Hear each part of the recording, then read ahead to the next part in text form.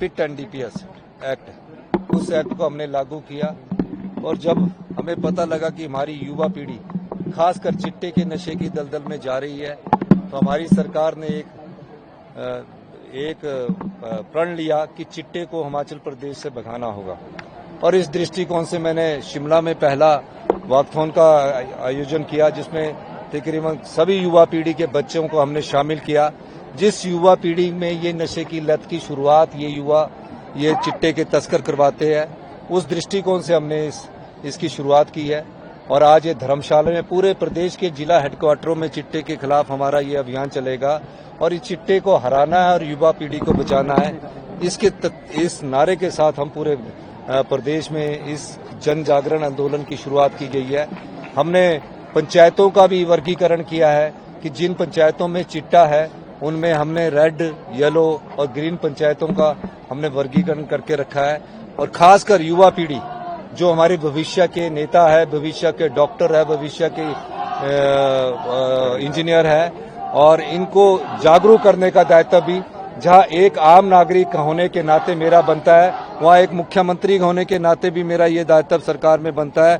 हमारे मंत्रिमंडल के सभी सदस्य धर्मानी जी, गोमा जी, चंद्र कुमार जी, सभी हमारे विधायक लोग और हमने सभी विधायकों से अनुरोध किया, विपक्ष के भी, कि चिट्टा के इस आंदोलन में हम सबको मिलजुल कर इस लड़ाई को लड़ना है और युवा पीढ़ी के भविष्य को बचाने के लिए सबका दायित्व बनता है। 75 लाख जनता का दायित्व बनता है और इसके लिए हम सारी सरकार तैयार है। देखिए, 2 ग्राम चिट्टे वाले से लेकर 5 ग्राम चिट्टे वाले को 10,000 रुपए की राशि दी गई है, इनाम की घोषणा की गई है। और ये इनाम राशि नहीं है, मैं एक चीज और कहना चाहता हूँ, जो भी सरकारी कर्मचारी चिट्टे के काम में इन्वॉल्व थे, हमारी सरकार आने वाले समय में देखेगी, उनके खिलाफ सख्त एक्शन लेगी। और जो उन्होंने चिट्टे के धन से युवाओं के भविष्य को खराब करके जो धन कमाया है, उनकी संपत्ति को पिट एनडीपीएस एक्ट लागू होने के बाद जब्त किया गया है।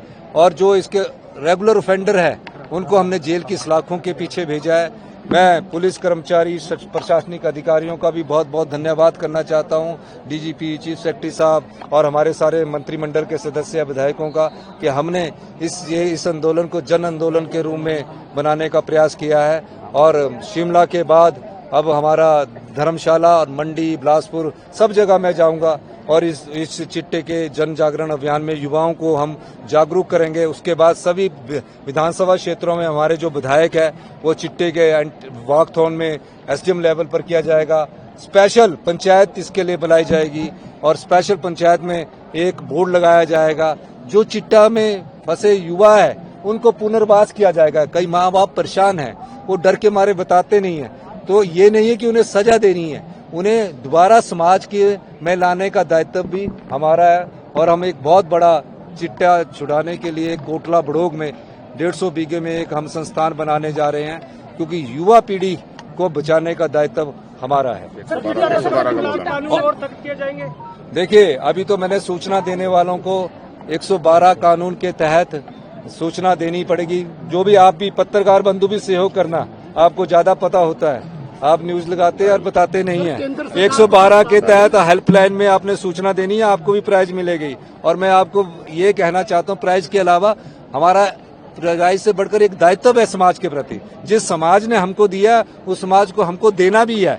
यही नहीं सोचना कि मुझे अपने लिए सोचना है, हमें उस समाज को देना चाहिए कि इसी समाज से हम राजनीति में आए, इसी समाज से हम शिक्षा ग्रहण की, यहीं से हम पढ़कर आगे बढ़े और यहीं से पढ़कर हम जब मुख्यमंत्री की कुर्सी पर पहुंचे हैं, तो ये दर्द और पीड़ा हमारे मन में समाज के प्रति है और हम समाज को देने के लिए आए हैं। समाज ने हमें बहुत कुछ दिया है।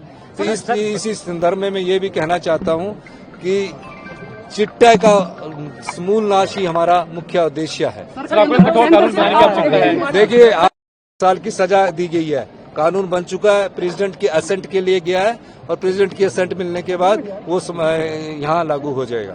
सर, विपक्ष लगातार हमलावर है और कह रहा है कि अब राधे राधे भी उनके। देखिए, मैं प्यारे बेटियों से मिल रहा था और मैं जब बच्चों से सुबह मॉर्निंग वॉक में मिलने गया तो मेरे एक आदत है कि मैं बच्चों के पास बैठ के इंटरेक्शन करूं। तो मैंने उनसे पूछा कि राधे राधे क्यों बोल रहे, क्या अर्थ है। उन्होंने क्या अर्थ नहीं बताया, उन्होंने सीधा ये काटा और ये बना दिया। जब राम मंदिर का, रामलला का विराजमान होना था ना, तो दिल्ली में भारतीय जनता पार्टी की सरकार थी, हिमाचल में कांग्रेस की सरकार थी। उन्होंने आधे दिन की छुट्टी की थी, मैंने पूरे दिन की छुट्टी की थी। कन्या पूजन, गोवर्धन पूजन सब हमारे परिवार में अभी से नहीं, हमारे बचपन से हमें सिखाया जाता है। तो इसलिए सनातन धर्म की परिभाषा वो मत सिखाए जो सनातन धर्म की राजनीति करके वोट प्राप्त करते हैं। सनातन धर्म का मतलब है कर्म अच्छे करना, सेवा करना, दीन दयालों की मदद करना, जो भी हमारे होता है, गरीबों की मदद करना, ये सब चीजें हमारे जहन में है, हमारे दिमाग में है। बीजेपी को कुछ नहीं मिलता। बीजेपी के तो सिर्फ ये मुद्दा रह गया। कभी मैं कहीं जाता हूँ किसी के घर में खाने को, वो वीडियो बना देते हैं। कभी मैं कहीं जाता हूँ किसी बच्चों से मिलने का, तो उसको वीडियो बना देते हैं। बीजेपी ने इस प्रदेश की संपदा को लुटाया है। 5 साल में जो बीजेपी ने इस डबल इंजन की सरकार करके, आम गरीब जनता की संपदा होती है, सरकार की संपदा नहीं होती है। हम मंत्रिमंडल में मुख्यमंत्री 5 साल के लिए चुनकर आते, फिर जनता तय करती है। लेकिन जो लाख में कस्टमाइज पैकेज के नाम पर दे देगी, 4500 बीघा में नया शहर बसता है आपका, और जिसकी 5,000 करोड़ कीमत है। इनके पास मुद्दा नहीं है। अब उन मुद्दों को लेकर ये विधानसभा में कुछ नहीं बोलते, सिर्फ इन मुद्दों को पकड़ लेते और चर्चा करने लग जाते। सर, इससे जुड़ा सवाल है, विपक्ष आपकी आल्टो कार पे भी तंज कसता है। देखो, आल्टो कार जब मैंने अपनी मेहनत से खरीदी, मेरे पास आज भी है, मैं सारा बजट उसी में देता हूँ।